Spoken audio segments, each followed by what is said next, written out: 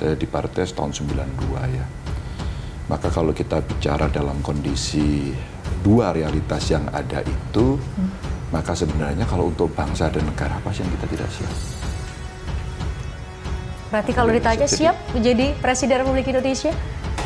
Ketika partai kemudian sudah membahas secara keseluruhan dan dia akan mencari anak-anak bangsa yang menurut mereka terbaik, menurut saya semua orang mesti siap pada soal itu. Maka kenapa di awal sebagai etik politik tentu saja kami sangat menghormati satu PDI Perjuangan sebagai partai saya, dan kedua adalah relasi yang dibangun oleh partai-partai yang sekarang sedang berbincang, dan yang kedua tentu terkait dengan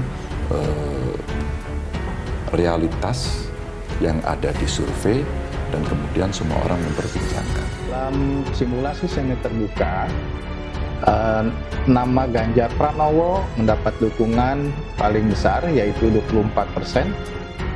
Kemudian di urutan berikutnya ada Prabowo Subianto 21%. Selanjutnya Anies Baswedan 18,7%. Tiga nama ini cukup menonjol begitu dibanding nama-nama lain. Perubahan dukungan untuk Ganjar yang warna merah itu mengalami kenaikan dari 8,8% di Maret 2021 menjadi 24% pada Oktober 2022. Mesti harus dibedakan antara mencalonkan dan mendukung, itu beda. Kalau saya sebagai kader partai PDI Perjuangan dan Pak Ganjar sebagai kader PDI Perjuangan yang saat ini ditugasi menjadi Gubernur Jawa Tengah dan siap maju menjadi capres, saya sebagai kader mendukung kan boleh, tetapi saya tidak mencalonkan beliau menjadi capres. Saya tidak punya kapasitas. Yang punya kapasitas adalah Ketua Umum PDI Perjuangan Ibu Haja Megawati Soekarno Putri. Sehingga kalau memang hal ini itu salah, ya semua harus dipukul rata.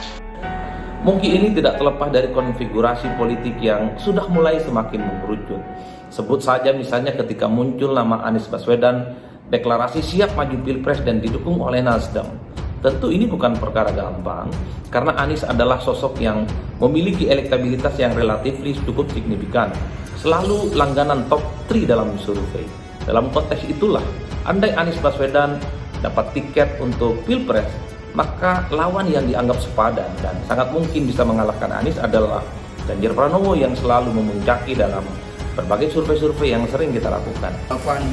Pak Ganjar, setiap kader partai ketika kan jelas nih, kalau untuk bangsa dan negara ya semua siap. Apa yang disampaikan oleh Pak Ganjar kemudian jangan menjadi gimmick-gimmick politik ya, karena ya di dalam berpartai seperti itu semua siap ditugaskan. Tetapi untuk presiden dan wapres, skala prioritas saat ini adalah membantu Presiden Jokowi di dalam mengatasi berbagai persoalan ekonomi dengan turun ke bawah. Ganjar disebut harus lapang dada, bersiap terima apapun keputusan Megawati soal capres. Dari Jakarta dikutip dari kompas.com.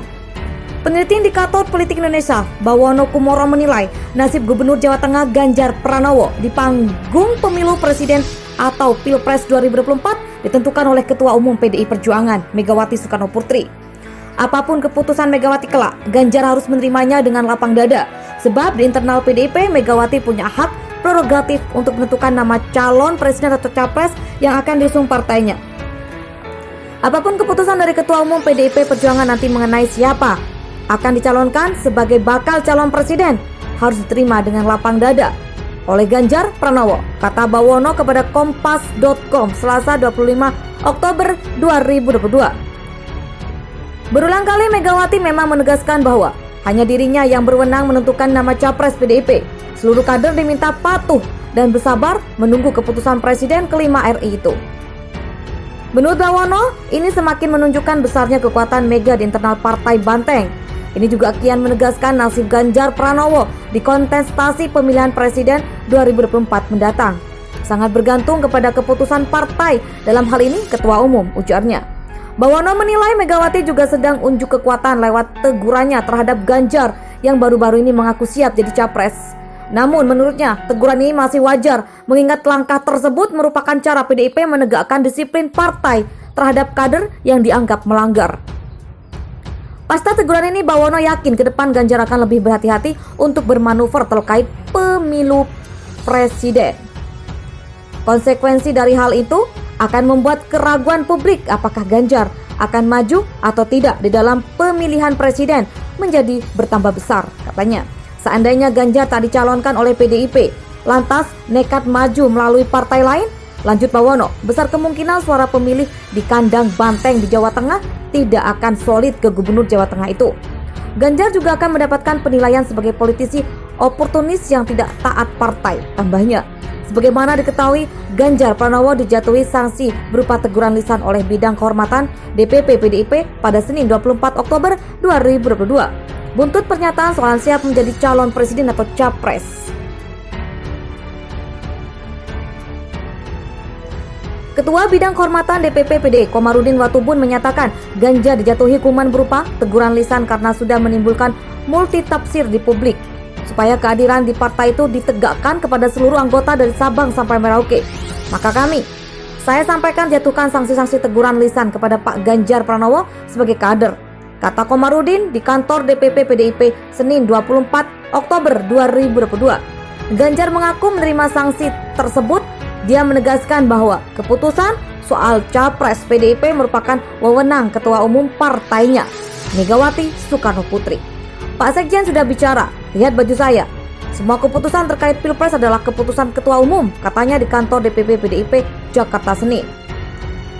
Kendati demikian, Ganjar tidak menarik pernyataannya soal siap maju capres. Ia justru menegaskan bahwa semua kader harus siap apabila mendapatkan tugas dari partai, baik eksekutif maupun legislatif. Namun begitu, dia menyatakan bakal mematuhi seluruh aturan partai termasuk soal pencapresan.